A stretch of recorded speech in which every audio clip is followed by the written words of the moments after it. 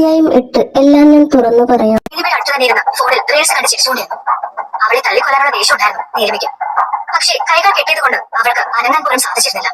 അഞ്ജലി, ഇത് നിന്റെ അവസാനത്തിലുള്ള കളിയാ. ഞാൻ നിന്നോട് പലവട്ടം ക്ഷമിച്ചിട്ടുണ്ട്. നീലിമ പറഞ്ഞത് കേട്ട് അഞ്ജലി തല ഉയർത്തി അവളെ നോക്കി. എന്റെ മോനെ കണ്ടുപിടിക്കാൻ ഞാൻ മാത്രമേ ഉള്ളൂ.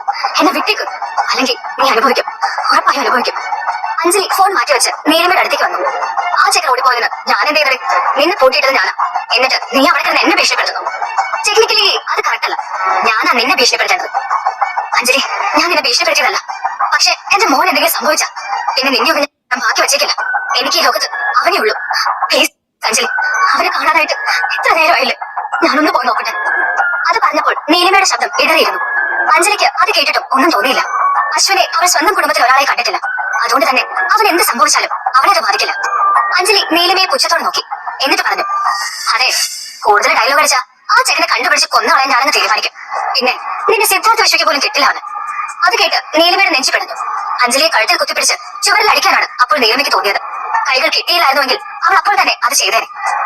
എന്താ ചേച്ചി സൈലന്റ് ആയത്? അല്ല, അത് പോട്ടെ, നീ എന്തിനേക്കാണ് ചാടുന്നത്? നിനക്ക് എന്ത് സംഭവിച്ചാലും സിദ്ധാർത്ഥ സാറിനെ രക്ഷിക്കാൻ വരാനുള്ളതല്ലേ. എന്തേ നിന്റെ വയറിലെന്ന് പേടി തോന്നുന്നുണ്ടോ? നീലിമ അതിന് മറുപടി പറഞ്ഞില്ല. സിദ്ധാർത്ഥ എന്തിന് തന്നെ രക്ഷിക്കണം? അല്ലെങ്കിൽ തന്നെ തലേ ദിവസം അയാളുമായി ഉണ്ടായ ഇൻസിഡന്റ് കാരണം അയാൾ തന്നെ കൊല്ലാനുള്ള ദേഷ്യത്തിലായിരിക്കും. അപ്പോഴാണ് രക്ഷിക്കാൻ വരുന്നത്. നീലിമ തന്റെ നിസ്സഹായ അവസ്ഥ ഓർത്തു. പക്ഷേ അത് അഞ്ജലി അറിഞ്ഞാൽ അവൾ തന്നെ കൂടുതൽ തളർത്താൻ ശ്രമിക്കും. ഈ അവസ്ഥയിൽ നിന്ന് രക്ഷപ്പെടുകയാണ് ആദ്യം വേണ്ടത്. അതുകൊണ്ട് നീലിമ പഴയ നാടകം തുടരാൻ തന്നെ ശ്രമിച്ചു. നോക്കഞ്ജലി, സിദ്ധുവിന്റെ ഈ കാര്യം അറിഞ്ഞാൽ നീയും നിന്റെ ആൾക്കാരും ഇതുപോലെ ഇരിക്കുമെന്ന് തോന്നുന്നുണ്ടോ? അദ്ദേഹം ഒരുപാട് തിരക്കുള്ള ആളാണ്. അതുകൊണ്ട് കുഞ്ഞിനെ കാണാതായി അറിഞ്ഞു കാണില്ല. അല്ലെങ്കിൽ ഇപ്പൊ നീയൊന്നും ജീവനോട് ഉണ്ടാവില്ലായിരുന്നു. അതുകൊണ്ടാണ് ഞാൻ പറയുന്നത്, എന്നെ വിട്ടേക്ക്, കൂടുതൽ പ്രശ്നം വിളിച്ചു വരുത്തണ്ട. നീലിമ പറഞ്ഞത് കേട്ട് അഞ്ജലി ശരിക്കും വിരണ്ടുപോയി. സത്യത്തിൽ സിദ്ധാർത്ഥ നീലിമയുടെ ആരുമല്ലെന്ന് തെളിയിക്കണമെന്ന് വിചാരിച്ചാണ് അഞ്ജലി ഓരോന്ന് പറഞ്ഞത്. പക്ഷേ നീലിമ പറയുന്നത് കേട്ടപ്പോൾ സിദ്ധാർത്ഥ നീലിമയെ ശരിക്കും വിവാഹം കഴിച്ചു കാണുമോ എന്ന് അഞ്ജലിക്ക് തോന്നി. തന്റെ മനസ്സിലുള്ളത് നീലിമ അറിയാതിരിക്കാനായി അവൾ ധൈര്യം സംഭരിച്ചുകൊണ്ട് പറഞ്ഞു, എന്തായാലും നിന്റെ സിദ്ധാർത്ഥ സാർ തിരക്ക് കഴിയുമ്പോ ഇതൊക്കെ അറിയും. അപ്പോ അയാളെ കൊണ്ട് വന്നോളൂ. അതുവരെ നീ ഇവിടെ തന്നെ ഇരിക്കേ. ഇത് കേട്ട് നീലിമ ആകെ വല്ലാതെയായി. അവൾ വെറുതെ പറഞ്ഞു, സിദ്ധു വരും, നീ കണ്ടോ. സിദ്ധാർത്ഥിന് അവളെ അന്വേഷിക്കേണ്ട കാര്യമില്ല എന്ന് അവൾക്കറിയാം. ഇന്നലെ അശ്വിനെ കാണാനില്ലെന്ന് അറിഞ്ഞപ്പോൾ പോലും അയാൾ സഹായിക്കാൻ ശ്രമിച്ചില്ല. അഞ്ജലി സിദ്ധാർത്ഥിന്റെ പേര് കേട്ടാൽ ഭയന്ന് തന്നെ പോവാൻ അനുവദിക്കുമെന്ന് പ്രതീക്ഷിച്ചാണ് അവൾ സിദ്ധാർത്ഥ വരുമെന്ന് പറഞ്ഞത്. പക്ഷേ അഞ്ജലിക്ക് യാതൊരു കൂസലുമില്ലെന്ന് കണ്ടപ്പോൾ നീലിമ അസ്വസ്ഥയായി. അശ്വിൻ എങ്ങോട്ട് ഓടിപ്പോയെന്ന് അറിയില്ല. തന്നെ പോലെ തന്നെ അവരും ഇവിടെ ആരെയും പരിചയമില്ല. എവിടെയാവും കുഞ്ഞ് പോയിട്ടുണ്ടാവുക എന്നെല്ലാം ചിന്തിച്ചപ്പോൾ നീലിമയ്ക്ക് എങ്ങനെയെങ്കിലും അവിടെ നിന്ന് പുറത്ത് കടക്കണമെന്ന് തോന്നി.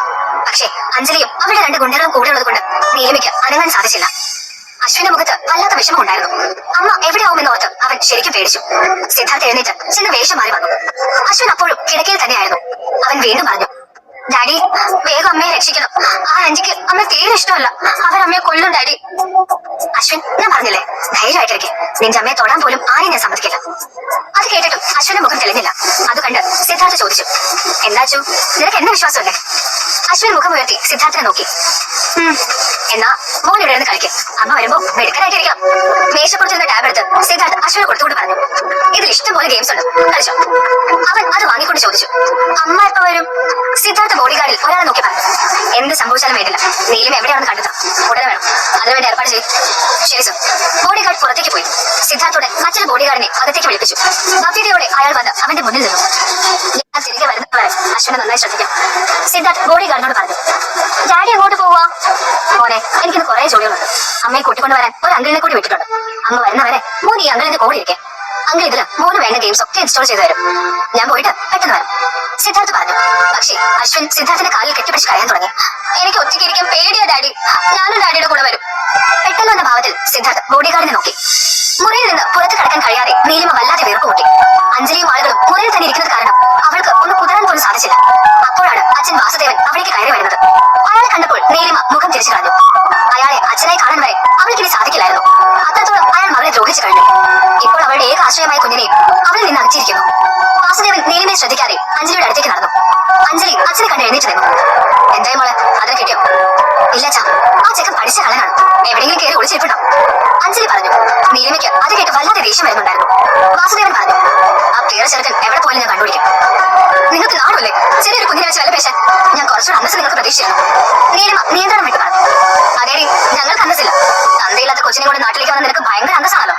അഞ്ജലി ദേഷ്യത്തോടെ നീലിമയെ നോക്കി പറഞ്ഞു. അച്ഛന്റെ മുന്നിൽ ആളാവാൻ വേണ്ടിയാണ് അവൾ അപ്പോൾ അങ്ങനെ പറഞ്ഞത്. നീലിമ അവളെ രൂക്ഷമായി നോക്കി.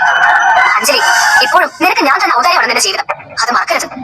നീലിമ പറഞ്ഞത് കേട്ട് അഞ്ജലി ഒന്ന് പകച്ചുപോയി. അവൾ എന്തെങ്കിലും പറഞ്ഞാൽ കാര്യങ്ങളെല്ലാം അച്ഛൻ അറിയും. അപ്പോഴേക്കും അവിടേക്ക് സത്യഭാമ കയറി വന്നു.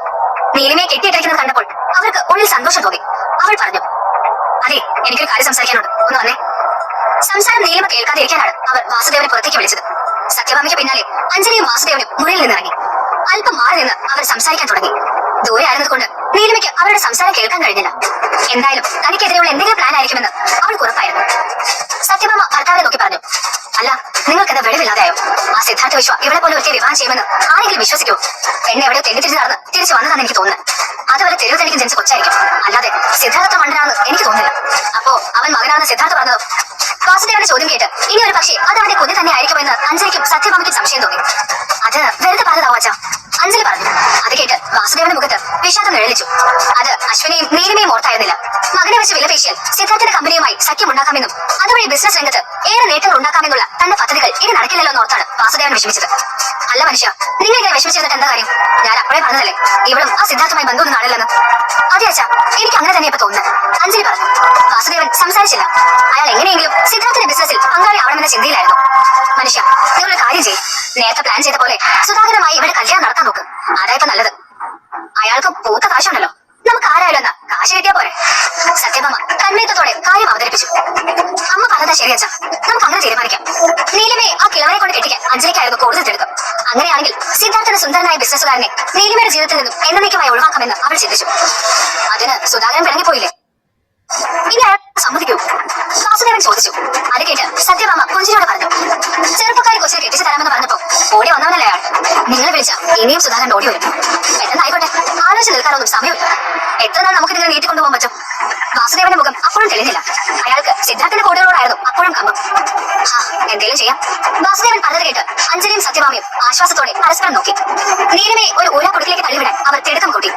അഞ്ജലിയും വാസുദേവനും വീണ്ടും നീലിമയെ കെട്ടിയിട്ട മുറിയിലെത്തി. അഞ്ജലി നീലിമയ്ക്ക് കഴിക്കാനുള്ള ആഹാരവും കയ്യിലെടുത്തിരുന്നു.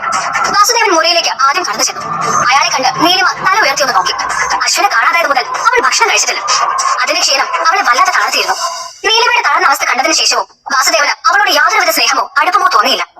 അയാൾ അവളെ പണം ഉണ്ടാക്കാൻ വേണ്ടിയുള്ള വെറും ഒരു ഉപകരണം മാത്രമായാണ് കണ്ടിരുന്നത്. വേണമെങ്കിൽ വല്ലതും കഴിക്കാൻ നോക്ക്. വാസുദേവൻ അവളെ നോക്കി പറഞ്ഞു.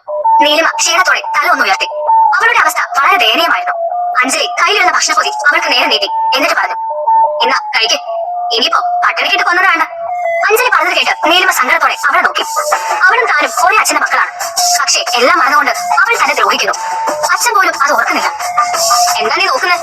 ഓ, നിന്റെ മോനെ കിട്ടിയെന്നാണോ? ഇല്ല, കിട്ടിയില്ല. കിട്ടിയാൽ അവന്റെ ചെവി ഞാൻ പിടിച്ച് പൊന്നാക്കും, കുട്ടിപ്പിശാശ്.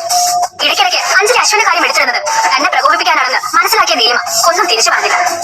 എന്താടി, നാക്കാകെ പോയോ? അഞ്ജലി ചോദിച്ചു.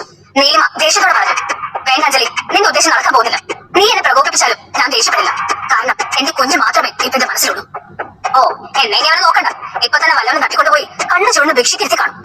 അഞ്ജലി, എന്റെ കുഞ്ഞ് എന്തെങ്കിലും സംഭവിച്ചാ സത്യമായിട്ട് ഞാൻ വെറുതെ വിടില്ല. നീ എന്നോട് കാണിച്ച സകല ചതികളും ഞാൻ ക്ഷമിച്ചതാ. പക്ഷേ ഒന്നും അറിയാത്ത എന്റെ അച്ഛനെ ദ്രോഹിച്ച ക്ഷമിക്കില്ല ഞാൻ. വാസുദേവൻ ഉച്ചത്തിൽ പറഞ്ഞു. അച്ഛാ, നിങ്ങൾക്ക് എന്നോടല്ലേ വിരോധം? എന്റെ മോൻ ഒരു തെറ്റും ചെയ്തിട്ടില്ല. എനിക്ക് എന്റെ മോനൊന്ന് കാണിച്ചു തന്നാ മതി. ഞങ്ങൾ എങ്ങോട്ടെങ്കിലും പൊക്കോളാം. നീലിമ ദയനീയമായി കരഞ്ഞു പറഞ്ഞത് കേട്ടിട്ടും വാസുദേവന് മനസ്സലിഞ്ഞില്ല. അയാൾ കൂടുതൽ വാശിയോടെ അവളെ നോക്കി പറഞ്ഞു, അങ്ങനെയൊക്കെ പോയാൽ എങ്ങനെയാ നീ? ഒന്നുമില്ലേലും നിന്നെ ഇത്രയൊക്കെ വളർത്തിയതല്ലേ ഞാൻ. അപ്പൊ അതിന്റെ കാശ് കിട്ടാം. മുതലും പലിശയും മുഴുവൻ മുതലാക്കിയിട്ട് ഞാൻ വിടും. ഒന്നുകിൽ സിദ്ധാർത്ഥനോട് പറഞ്ഞു ഞാൻ പറഞ്ഞ പാർട്ട്ണർഷിപ്പിന്റെ കാര്യം ശരിയാക്കിയെടുക്കും. അല്ലേ? വാസുദേവൻ ഒന്ന് നിർത്തി. അത് കേട്ട് നീലിമ അയാളെ നോക്കി. അയാൾ കൂടുതൽ അപകടകരമായ എന്തോ പ്ലാൻ ചെയ്യുന്നുണ്ടെന്ന് അവൾക്ക് മനസ്സിലായി. നീലിമ മിണ്ടാതിരിക്കുന്നത് കണ്ട് വാസുദേവൻ തുടർന്നു. സിദ്ധാർത്ഥന്റെ കാര്യം നിനക്ക് ശരിയാക്കാൻ പറ്റില്ലെങ്കിൽ സാരമില്ല, വേറൊരു വഴി കൂടിയുണ്ട്. വാസുദേവൻ പറഞ്ഞത് കേട്ട് നീലിമ ഭയപ്പാടോടെ അയാളെ നോക്കി. അയാൾ എന്താണ് ഉദ്ദേശിക്കുന്നതെന്ന് അവൾക്ക് വ്യക്തമായിരുന്നില്ല. വാസുദേവൻ പറഞ്ഞു, നീ സുധാകരന്റെ കല്യാണം കഴിക്കണം. അയാൾ നല്ലവരാ ചേച്ചി, ഇഷ്ടംപോലെ കാശുണ്ട് കയ്യിൽ. ചേച്ചിയെ കൊന്നുപോലെ നോക്കിക്കോളും. അഞ്ജലി പരിഹസിക്കുന്നത് പോലെ. അത് കേട്ട് നീലിമ അയാളെയും അഞ്ജലിയും വെറുപ്പോടെ നോക്കി. ഒരു കിഴവനെ കൊണ്ട് കെട്ടിക്കാൻ നോക്കുന്ന അച്ഛനെയും സഹോദരിയും കണ്ട് അവൾക്ക് വല്ലാത്ത അരിശം തോന്നി. അഞ്ജലി, നിന്നോട് ഞാൻ പലതവണ പറഞ്ഞു കഴിഞ്ഞു, എനിക്ക് അയാളെ കെട്ടാൻ പറ്റില്ലെന്ന്. ഇനിയും ഈ കാര്യത്തിൽ എന്നെ നിർബന്ധിച്ചാൽ നിന്റെ കണ്ണ് ഞാൻ തല്ലിപ്പൊളിക്കും. അതോടെ നിന്റെ സകല ഡ്രാമയും തീരും. നീലിമ വാശിയോടെ പറഞ്ഞു. ഇത് നല്ല തമാശ. ഞാനെന്ത് ഡ്രാമ കാണിച്ചു? എന്റെ ചേച്ചിക്ക് ഒരു നല്ല ജീവിതം കിട്ടട്ടെ എന്ന് ഞാൻ ആഗ്രഹിച്ചത് തെറ്റാണോ? അഞ്ജലി ഒന്നും അറിയാത്ത പോലെ ചോദിച്ചു. നല്ല ജീവിതം? നീ കാണിച്ച ഡ്രാമ എന്നെ കൊണ്ട് പറയിക്കരുത്. നീലിമ രൂക്ഷമായി അഞ്ജലിയെ നോക്കി. അവൾ അങ്ങനെ പറഞ്ഞപ്പോൾ അഞ്ജലി ഒന്ന് വീണ്ടു. അന്ന് നടന്നത് എന്തെങ്കിലും നീലിമ വിളിച്ചു പറയുമോ എന്ന് അവൾ ഭയന്നു.